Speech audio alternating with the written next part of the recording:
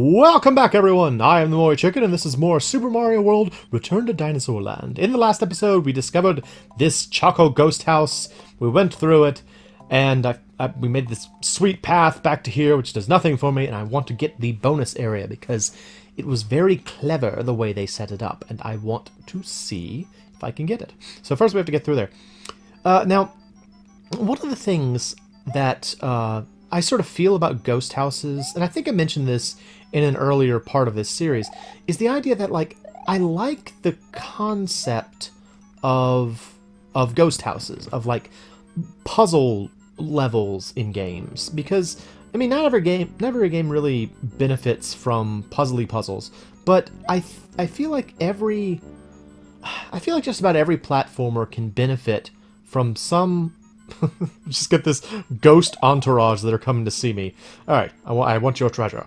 I feel like just about every platformer game can benefit from some kind of Thinky puzzle. And the reason for that is that it kind of makes you feel more engaged, I would say. Because with just about any game like this, you are eventually going to get to the point where you're, like, just super familiar with the mechanics of the game, and you're gonna kind of think some things will start... Okay. We didn't go this way last time. We have found crates. I feel like this is a special tile that's only really used in the sunken ghost ship, so it's kind of cool to see it here, although I don't really know what's going on. It's funny, I don't remember this at all. Where am I now? Oh! So I guess it was supposed to be like the backside of that area I was just in? Alright, Entourage, come with me! Yeah, like, I feel like with a lot of games, you can sort of slip into a mindset of, I know what's going on, and you just kind of become automatic. And I feel like that's sort of the unfortunate fate of a lot of platformers. Like, there are a ton of platformer games out there that sort of, what would you say? Kind of got me in the mindset of how would I put it? Just that how do I say it? I just sort of lost interest in them over time because well, hang on, I gotta think. All right, so right here, this is where we have to do the thing where we put the thing through the thing. So follow me. Okay. Hello. How are you, gentlemen? Please. Thank you. Thank you. Okay. This has to go through the slot, so... Alright, so you live here. Go up, go over, down, down. Oh gosh. I can't see! Oh no, I can't oh, I don't even know what happened up there. How did I do that? I feel like I was really close to it before. How are you, gentlemen? Yes. Okay. Yep. Okay. Okay. Yep. Hop. Well, I remember the first time I encountered these things, I didn't really get it, so to speak. Like, I didn't know what was going on. Well, let's just see what we did. All right. Ha! Nope, I missed it. I saw it. Okay. Do it again. Yes, games, platform games where I kind of like lost interest. The one that comes to mind immediately is Little Big Planet. So I remember when Little Big Planet first came out, and I had a PS3, and I was excited about it because it sort of claimed to be, you know, endless platforming forever. Plus it had, like, Stephen Fry, and Stephen Fry has a great voice, and he's very funny, and I was like, this is going to be awesome. It's going to be Stephen Fry and platforming forever. And, it just sort of wasn't. I don't know, like, it wasn't that engaging, in my opinion. It was just sort of a... Like, okay, I don't want to,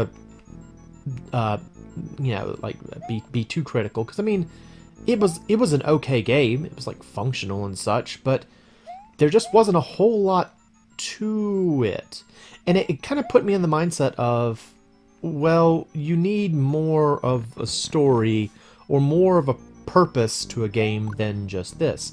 And getting back to the original concept of Thinky parts, not every game necessarily has to have a story. Like, for me, story is the way that I stay engaged with a game, for the most part. Like, if I have, like, no... How do I do this? I really wish I had a cape. Okay, hang on. I think I saw something that will help. I think maybe the open spot is one square above the actual platform here. So we're going to try this. So it goes up, over, down, and then right. Just going to let it go right. Okay. If I could hear the music, I could know if it has stopped or not. Alright, well, let's see if that worked. Okay, go. Oh, dang it, I was wrong. Okay, so it's, let's use, so I need to be up 2 from the platform. Okay, we'll figure this out, don't you worry. Anyway, yes. Not every game necessarily has to have a great plot or anything like that. I mean, that is sort of how I stay engaged, but it's not the only way. And I think one way that you can keep people engaged is if you have, like little, you know, puzzly platformy bits. And I think that's something that Nintendo realized when they made Super Mario World that really kind of stuck, because I feel like every like platformer Mario game after this, they were like, yeah, we're gonna have puzzle castles because they're awesome, and usually they're ghost houses, because hey, it's fun. It's fun to have to figure stuff out, you know? So I like it. It's for me, but it's not for everybody. You know, to each their own. And I mean, same thing for games with plot. I know that's not for everybody. Some people just want to, you know, get in there and... okay, go. I'm gonna get it right this time, you guys. Don't you worry. It's still going, I guess. I really wish I could hear, because that would aid me in my quest. Alright, that... Let's see, did I succeed? Maybe I did. Let's go. Let's go. And it's a secret door. Awesome. Special exit. Awesome. Go. Yeah, I don't know. Like, it's whatever keeps you in the game. I mean, there are some games, actually, where what sold me on the game was the aesthetic, or something about, like, the design that I just really liked. What do we find? Well, we created a large landmass, and it leads to this. Okay. Well, now I'm wondering. I thought that this was going to be like a secret bonus area, but do we... Like, I figured that this stage would lead to the castle. Well, let's try it. I'll go back. I'll go back and give this one a shot first. Yeah, I mean, like, some people... Like, sometimes, every once in a while, the aesthetic alone can save a level, or save a game. It's not very common. You know, it's not terribly common, but... And I mean, it takes a certain person. Like, for me, I really enjoy, like, the aesthetics of games, and I don't necessarily have to be extremely challenged the entire time, because, as I have mentioned before, I like to win games. So I don't always necessarily need all the challenge in the world. But sometimes a really good aesthetic can sell me on a game, and sometimes a really bad aesthetic can ruin a game for me.